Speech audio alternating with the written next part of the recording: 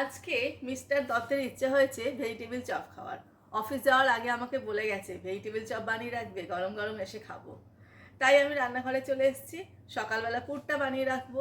যারা জানো না তারা অবশ্যই দেখতে থাকো, প্রচুর আমি টিপস শেয়ার করব। তো চলো, প্রথমেই আমি গাজর আর বিট গ্রেটারে করে নেবো। ভালো করে খোলা ছাড়িয়ে নিয়ে আমি গ্রেটারে গ্রেট করে নিচ্ছি বিট এবং গাজর।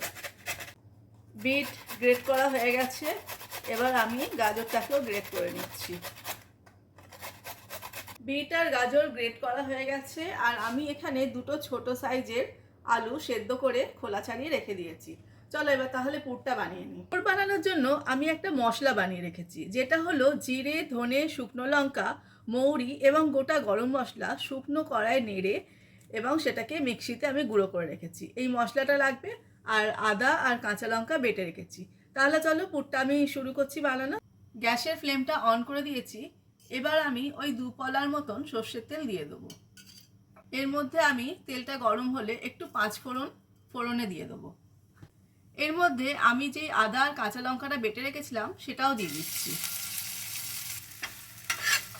ওই 1 মিনিটের মতন নাড়াচাড়া করে এবার আমি বিট আর গাজরটাকে দিয়ে দেবো।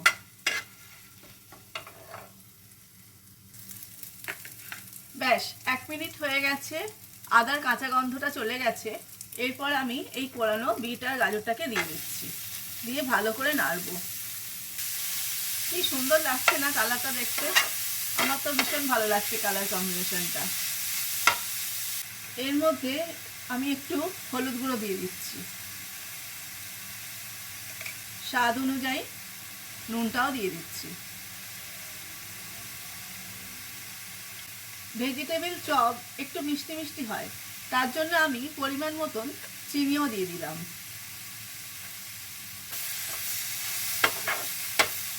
এখানে চাইলে শুকনো লঙ্কা দেওয়া যেতে পারে, বাট আমি কাঁচা লঙ্কা যেহেতু দিয়েছি ভালোই ঝাল হবে, সেই জন্য আমি আর শুকনো লঙ্কাটা দিলাম না।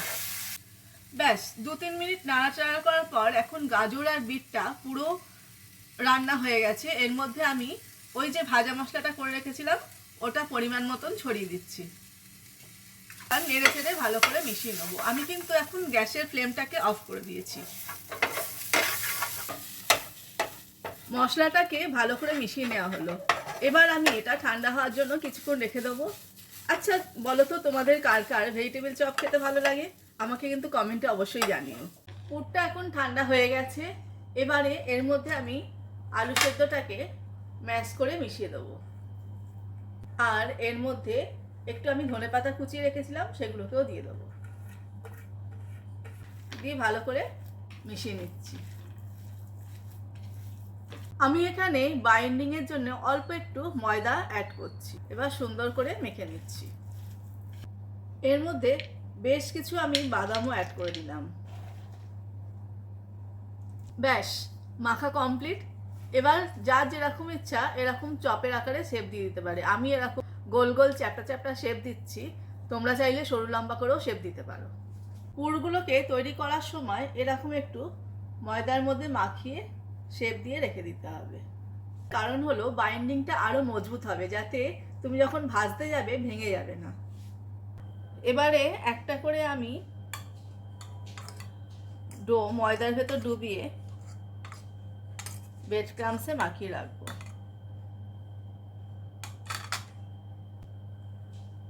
দিয়ে হাত দিয়ে একটু চেপে চেপে এই টাইপের ঠিক এরকম দেখতে হবে। সব কটাকে আমি এইভাবে করে তুলে নেব। আচ্ছা, এইভাবে ব্রেড ক্রাম্বস মাখিয়ে আমার সব কটা ভেজিটেবিল রেডি হয়ে গেছে। কই তোমার কত দূর গো? কতক্ষণ লাগবে ভাজতে? এই তো সব রেডি হয়ে গেছে, এবার গরম গরম তেলে ভেজে দেবো। আর আরেকটু ওয়েট করো। আচ্ছা তাড়াতাড়ি করো। এবারে ফ্রাইং প্যানে তেল গরম করে আমি একটা একটা করে এগুলোকে ভেজে নেব। খুব বেশি হাই ফ্লেমে ভাজার দরকার নেই, লো ফ্লেমে আস্তে আস্তে ভাজলে ভাজাটা আরো ভালো হয়। আমি ফ্রাইং প্যানে ভাজছি, তোমরা চাইলে কড়া করে ডুবন্ত তেলে ভাজতে পারো।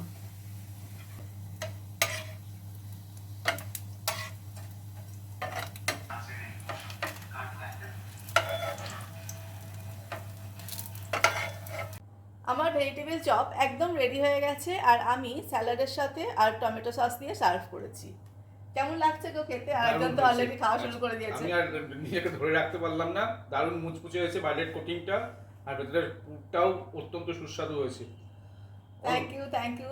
তো তোমরাও বানিয়ে ফেলো। আর যারা তোমরা ভেজিটেবল চপ খাও, তোমরা কি দিয়ে খেতে পছন্দ করো? টমেটো সস, কাসুন্দি না চাটনি? আমাকে অবশ্যই কমেন্ট করে জানিও। আর এরকম নিত্য নতুন ভিডিও দেখতে আমাদের পেজটাকে ফলো বা সাবস্ক্রাইব করে রেখো। তাহলে আজকের মতন এইটুকু, আর দেখতে থাকো সিয়াল স্টোরিজ। Bye, good night.